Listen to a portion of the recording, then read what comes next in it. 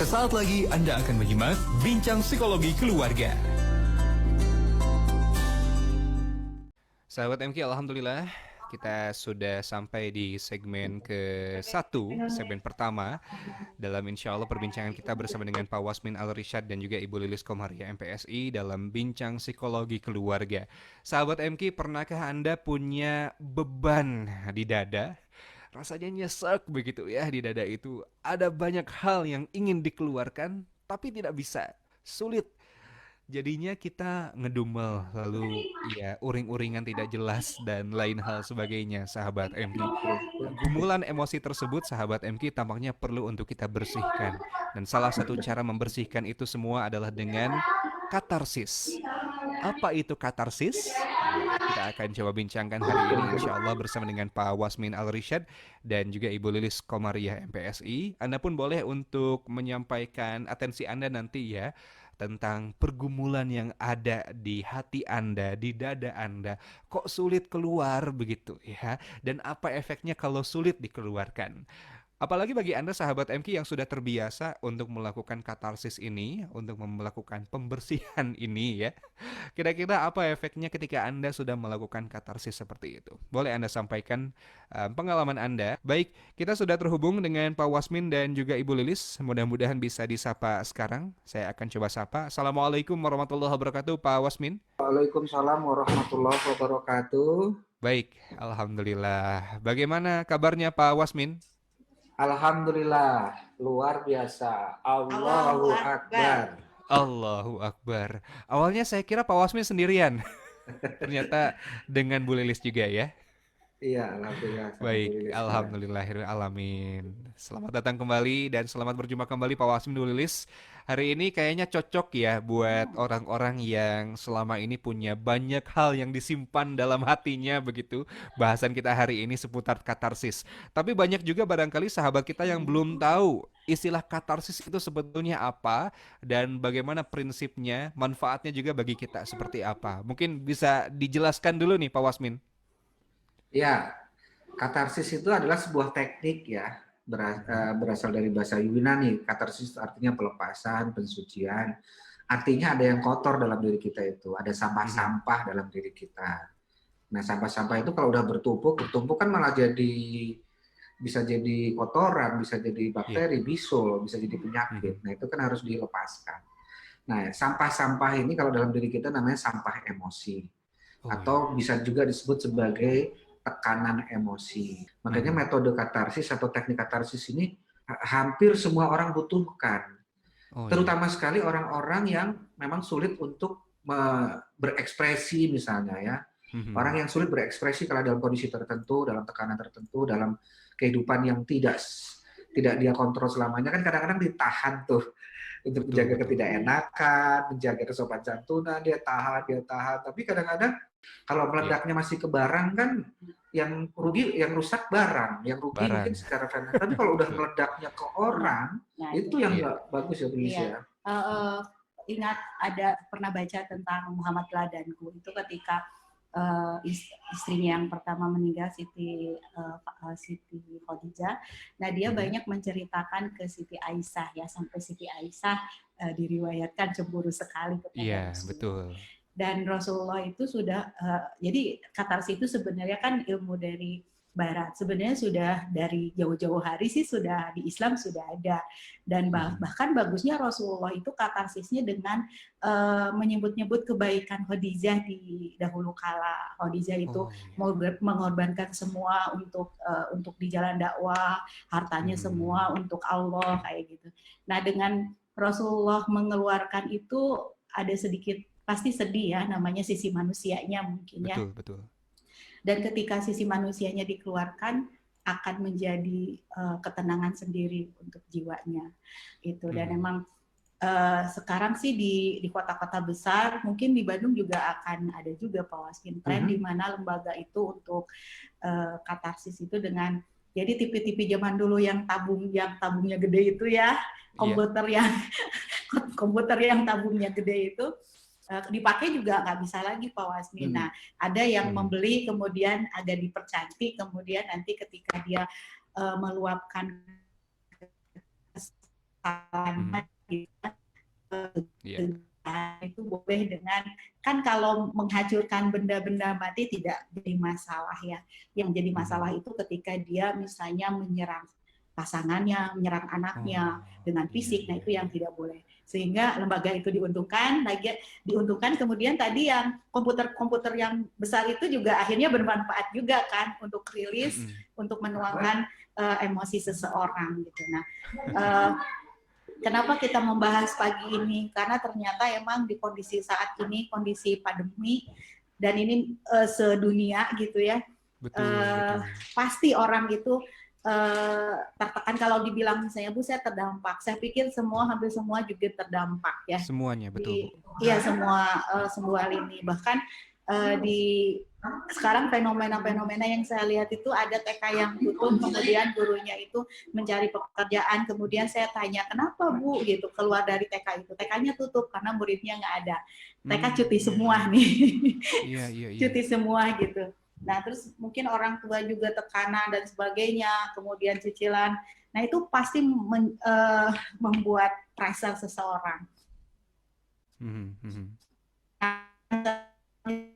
Pasti punya emosi. Emosi itu diantaranya, kalau emosi positif nggak usah dibahas ya, karena emosi Iya, positif nggak ada juga harus kita undang. Nah, ini yang kita betul bicarakan betul. adalah emosi negatif. Nah, emosi Mhm. negatif kita adalah kesedihan, Mhm. ketakutan, kemarahan, kekecewaan, kepanikan, kecemasan, ketidakberdayaan. Nah, itu eh, harus kita keluarkan dulu. Jadi kita harus mengakui emang sisi manusiawinya. Jadi manusia itu kan bukan malaikat yang serba suci gitu, bukan setan juga Betul. yang istilahnya dengan Serba salah. serba salah Jelek-jelek gitu, banget gitu ya. jelek-jelek banget. Makanya Iya. ketika rilis healing, self healing itu, bagaimana kita mengobati diri sendiri. Banyak orang yang misalnya gini, ketika dia ada tekanan, sudah sabar terima. Mhm. Si sosok manusiawinya tidak diakui. Harusnya Mhm. kita misalnya, ya Allah, saya itu panik, saya itu cemas, saya itu takut, ya Allah, perasaan saya Mmm. ini. Dan perasaan itu, alhamdulillah dengan perasaan itu kan Allah memberikan kita, berarti kita normal ya, ada rasa sedih, Betul. takut, marah, kecewa. Akan Iya. tetapi dikembalikan lagi dengan cara apa? Dengan cara pasrah kepada Allah. Makanya Oh. nanti ketika tahajud itu bagusnya ada yang beberapa yang akan disampaikan, dicurahkan kepada Allah. Ya Allah, saya pengen dengar Engkau ya Allah gitu ya. Tentang saya pengen cerita nih gitu ya. Pengen Mhm. cerita tentang kondisi saya gitu. Jadi Iya ya iya iya. mungkin dalam hati aja ngomongnya. Karena kalau misalnya ngomong gini nggak ada orang, nanti disangka udah Ini ngapain gitu ya. iya. Nah Kalau itu malam bisa. hari, kalau malam hari mungkin belum banyak orang bangun, Iya. ya. Iya Boleh sih, tuh. betul. Iya, alhamdulillah ya, baik. Ya. Berarti katarsis ini mirip-mirip dengan konsep curhat mungkin ya, Bu Lilis, Pak Wasmin? Betul, iya. Jadi kalau bahasa Iya. anak mudanya curhat, tapi kalau bahasa psikologinya biasanya katarsis ya. Kalau di psikologi itu biasanya mengeluarkan sampah-sampah negatif Betul. dengan dikeluarkan, emang tidak menyelesaikan. Katarsis ini bukan untuk menyelesaikan masalah, tapi Iya. setidaknya kita keluarkan dulu. Setelah dikeluarkan kita Mhm. tenang, harus diselesaikan juga. Jangan misalnya bek Oh, bek bek udah aja, karena nggak akan selesai. Tapi setidaknya kita mengeluarkan dulu yang negatif-negatif dulu. Setelah di dalamnya negatif tidak ada, sampahnya tidak ada, kita kan nyapu dulu. Udah nyapu, nanti kita betul. bisa nyusun tuh tempat tidurnya di mana, mau dirubah gitu. Nah itu jadi Mhm. bukan untuk menyelesaikan masalah, tapi untuk meluapkan, untuk mengeluarkan, untuk mengekspresikan emosi-emosi, terutama emosi-emosi negatif. Ya. Oh, iya Karena iya. masalah sesungguhnya tetap harus diselesaikan. Karena Betul. emosi negatif itu kan ada sumber ya. Mhm. Manusia kalau dalam hidup mengalami masalah-masalah, masalah itu tentu harus diselesaikan. Contohnya Selesaikan. misalnya dia ada hubungan yang tidak baik, misalnya dengan salah satu anggota keluarga. Nah, masalah Iya, itu tentu harus diselesaikan. Bagaimana betul. caranya? Apakah meminta maaf atau mencari mediator atau kemana? Itu masalah utamanya tetap harus diselesaikan. Nah, dalam Betul. perjalanan menyelesaikan masalah utama itu, ketika terjadi penumpukan emosi negatif, itu butuh penyaluran Mhm. agar tidak terjadi kerusakan yang lebih besar ketika penyalurannya tidak pada tempatnya. Sehingga nanti ketika emosi sudah mulai mereda, sudah mulai tenang, baru masalah sesungguhnya atau akar masalahnya bisa diselesaikan dengan lebih efektif, lebih efisien gitu, tidak menggunakan cara-cara yang frontal gitu. Atau kebalik, frontal itu dalam artian menyerang ke pihak sana atau mundur gitu. Mundur dan seolah-olah menyerah, ngalah yang tidak menyelesaikan masalah sesungguhnya. Memang betul kata Bu Lis lari tadi. dari masalah, Pak Asmin ya. Lari dari masalah. Lari dari masalah sepertinya menyelesaikan masalah, tapi tidak selesai gitu. Dia akan tetap dikejar oleh masalah itu gitu. Betul. Masya Allah. Baik, berarti katarsis ini manfaatnya juga cukup banyak juga ya. Selama ini kan kalau ada orang yang curhat, mungkin ada sebagian orang yang menganggap seperti ini, Pak Wasmim, Bu Lilis. Gitu-gitu aja diceritain begitu. Nah, itu ya. Itu gimana tuh menyikapi hal seperti itu, Bu Lilis, Pak Wasmin? Iya, mungkin kan bagi orang lain itu bukan prinsip, mungkin bagi orang lain itu bukan masalah, tapi bagi dia ya itu masalah gitu. Betul. Dan biasanya curhat itu yang jadi masalah kalau misalnya curhatnya ke teman dekat, teman dekatnya akhirnya mengatakan ke teman dekatnya lagi, tiba-tiba jadilah itu ini jangan bilang-bilang ke siapa-siapa ya. Ini jangan bilang siapa-siapa ya. Si itu tuh disebutin lagi namanya. Tahu nggak, dia kan lagi dikejar-kejar sama bank misalnya. Terus dan akhirnya itu jadi rumor. Nah, itu biasanya orang kenapa tidak mau curhat. Makanya kalau misalnya curhatnya ke profesi yang sudah ada kode etik, misalnya psikolog. Karena juga saya banyak klien saya itu yang misalnya dari jauh, Pak Wasmim, dari Jakarta misalnya ke Bandung. Dia untuk saya sudah bisa ngebaca orang ini bukan untuk menyelesaikan masalah datang ke saya. Jadi kalau misalnya bukan menyelesaikan masalah aja, saya juga jangan sok tahu. Tapi dia hanya untuk butuh didengar. Butuh didengar itu kan nanti ada menyimak atensi kita kan, bukan kita lagi sambil gitu Bu, mohon diulang lagi, bukan gitu, tapi kitanya juga masuk ke dalamnya gimana. Nah, ketika sampai misalnya sejam, 2 jam setelah itu alhamdulillah Bu, plong, udah bayar gitu. Dan tetap kan istilahnya rahasia terjaga. Sampai saya juga menerapkan terapi, Pak Wasmim, ada beberapa terapi untuk pelepasan pelepasan agresi dan libido itu dengan cara katarsis, dengan cara menulis atau menggambar. Jadi ada klien saya itu kalau misalnya dia lagi kesel ke suaminya, dia kan kesel ke suaminya biasanya mahnya kena misalnya ya, dan mahnya sudah kronis. Nah itu kan dia sedang menyerang diri sendiri. Nah dengan cara silakan Ibu mau nulis, Ibu tulis.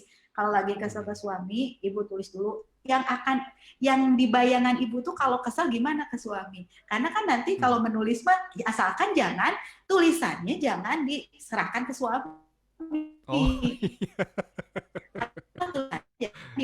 Di sosmed kan banyak orang begitu. Apa masalah? Iya, jadi status misalnya, ya istri soleha itu harusnya yang ada di rumah. Nah orang kan baca, curhat nih gitu ya. Nah tapi setelah menulis biasanya untuk ngecek aja untuk konsistennya, biasanya dia kirim ke saya.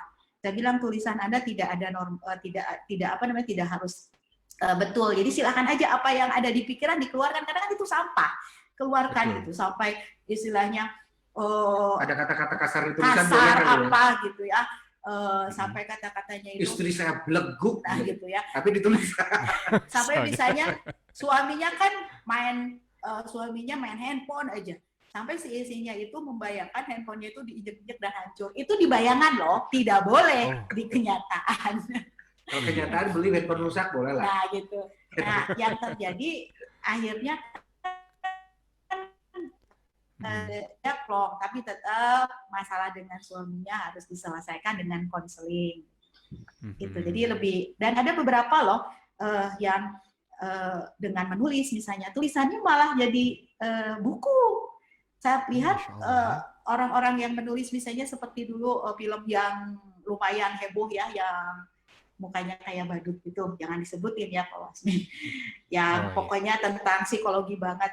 Nah, saya pikir itu curhatan si penulisnya loh tentang mungkin keadaan diri dia. Kan orang nulis tidak jauh dari dirinya.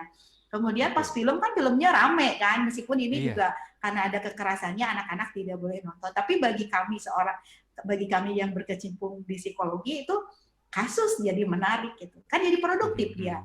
Jadi dia rilis juga sampah-sampah, kemudian dia juga dapat untung produktif Wasmin. Gitu. Jadi katarsis jadi uang ya. Betul, jadi karya gitu. Misalnya nih ibu-ibu lagi misalnya kesel banget gitu ya, anak misalnya online terus udah gitu suaminya di rumah aja, di PHK misalnya kan stres tuh. Misalnya ada apa aja, misalnya ada beras tuh dibuat empek-empek beras, misalnya empek. Insya Allah.